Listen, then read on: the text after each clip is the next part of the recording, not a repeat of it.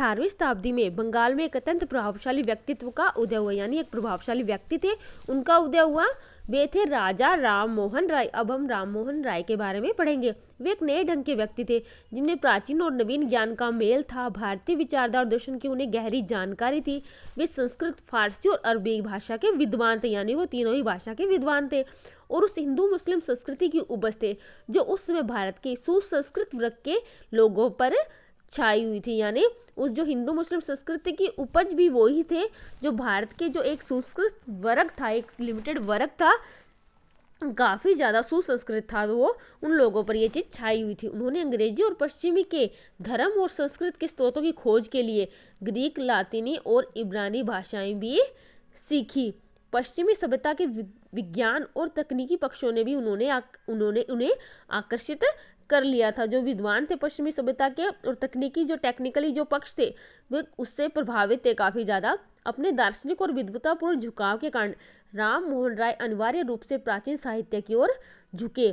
तुलनात्मक धर्म के अध्ययन की पद्धति की खोज करने वाले दुनिया के वे पहले उत्साही व्यक्ति थे और शिक्षा को आधुनिक सांचे में ढालकर उसे पुरानी पंडिताऊ पद्धति के चंगुल से निकालने के भी काफ़ी उत्सुक, मतलब वो उन्होंने एक तरह से दोनों धर्मों को तुलनात्मक रूप से कि कौन सा श्रेष्ठ है इस मामले में वो काफ़ी उत्साहित थे, काफ़ी एक्साइटेड थे। वो चीज़ हर चीज़ अच्छे तरीके से करते थे और शिक्षा की उन्होंने आधुनिक सांचे में उन्होंने ढाल दिया अपनी शिक्षा प्रणाली को। और जो पुरानी पद्धति थी, बोरिंग पद्धति, पंडिताऊ पद्धति, एक तरह से अंधविश्वासी जो पद्धति थी उसके चंगुल से अपनी शिक्षा प्रणाली को उन्होंने निकाल लिया और वो काफ़ी उत्सुक भी थे इस चीज़ को करने के लिए। वो काफ़ी ज़्यादा एक्साइटेड थे, वो करना चाहते थे।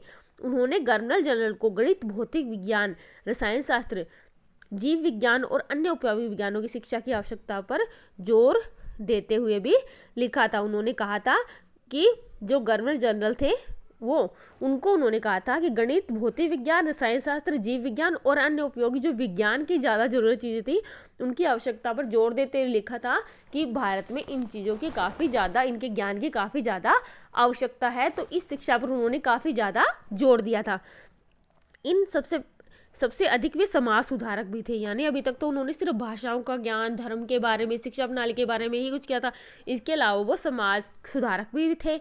आरंभ में उन पर इस्लाम का प्रभाव पड़ा और बाद में कुछ हद तक ईसाई मत का, लेकिन वे अपने धार्मिक आधार पर दृढ़ता से जमे रहे। यानी कुछ धर्मों का कुछ अलग, इस्लाम और ईसाई धर्म का भी उन पर प्रभाव तो पड़ा, लेकिन जो उनका खुद का धार्मिक आधार था वे उस पर जमे ही रहे।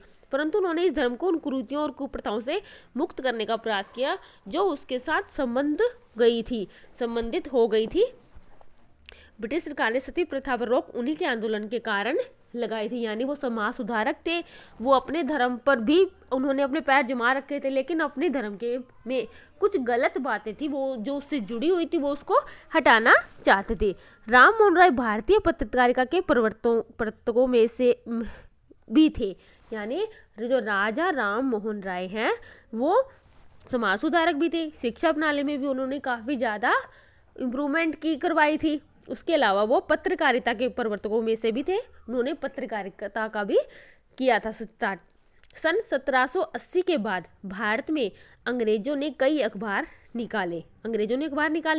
इन अखबारों में आमतौर पर सरकार की कड़ी आलोचना रहती थी, परिणामतः उन पर कड़ा सेंसर लगता था। पहला अखबार जिस पर भारतीयों का स्वामित्व था और जिसका संपादन भी भारतीयों ने किया था, यानी पहले जो पत्र निकाले जाते थे, समाचार पत्र, उन पर जो सरकारी शासन था उसकी कड़ी निंदा रहती थी और अंग्रेज उन पर सेंसर लगा देती, उनको बंद कर देती। लेकिन जो पहला भारतीय समाचार पत्र था वो 1818 में अंग्रेजी में निकला था और वो भारतीयों का था और उस पर भारतीयों का ही स्वामित्व था। उसी वर्ष रामपुर के बैप्टिस्ट पादरियों ने बंगाली में एक मासिक और एक साप्ताहिक पत्र निकाला। किसी भारतीय भाषा में प्रकाशित होने वाले ये पहले पत्र थे, ये भारतीय भाषा के ही पत्र थे। इसके बाद एक अंग्रेजी और भारतीय भाषाओं में कलकत्ता, मद्रास और बम्बई में अखबार बड़े तेजी से निकलने लगे। यानी इसकी शुरुआत वो राजा राम मोहन राय ने ही की थी। राजा राम मोहन की पत्रकारिता का गहरा संबंध उनके सुधारवादी आंदोलनों से था। उनका समन्वयवादी और विश्वजनीन दृष्टिकोण कट्टर वर्ग के लोगों को नापसंद था। यानी जो राजा राम मोहन राय की जो पत्रकारिता थी उनका संबंध उनके सुधारवादी आंदोलन था, यानी वो सुधार करना चाहते थे, आंदोलन करना चाहते थे। उनका समन्वयवादी और विश्वजन दृष्टिकोण, यानी कि जो उनका हर अलग से अलग अलग चीज़ों से समन्वय होना था, मिलना था, और जो विश्व दृष्टिकोण था उनका, वो कट्टर लोगों को नापसंद था, वो उस चीज़ को पसंद नहीं करते थे और उनके बहुत से सुधारों का भी विरोध करते थे। पर उनके बहुत से समर्थकों में टैगोर परिवार था, जिसने बाद में बंगाल के पुनर्जागरण में महत्वपूर्ण भूमिका भी निभाई।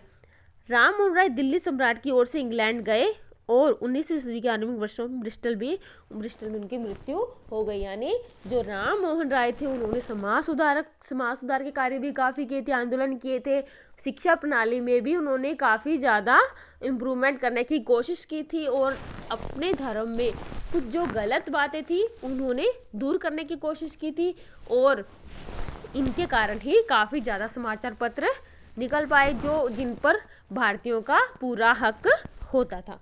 बाकी का चैप्टर नेक्स्ट वीडियो में।